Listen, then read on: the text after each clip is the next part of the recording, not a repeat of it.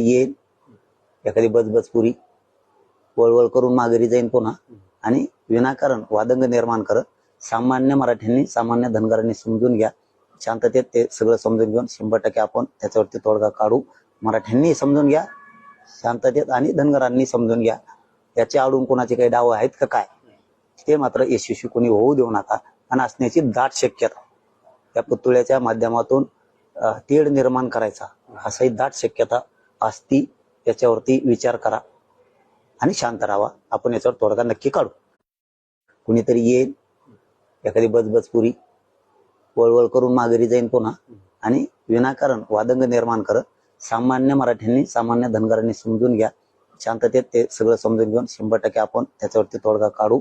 मराठ्यांनी समजून घ्या शांततेत आणि धनगरांनी समजून घ्या. याच्या आडून कोणाचे काही डाव आहेत का काय ते मात्र यशस्वी कोणी होऊ देऊ नका.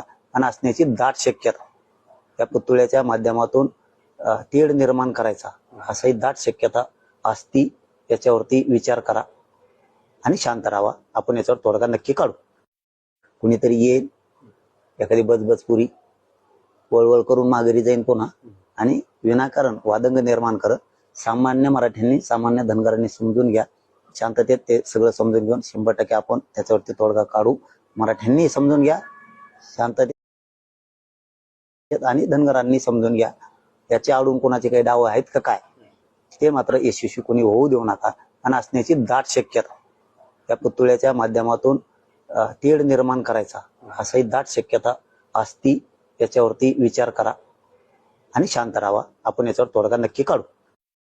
कुणीतरी येईल, एखादी बजबजपुरी वळवळ करून माघारी जाईन पुन्हा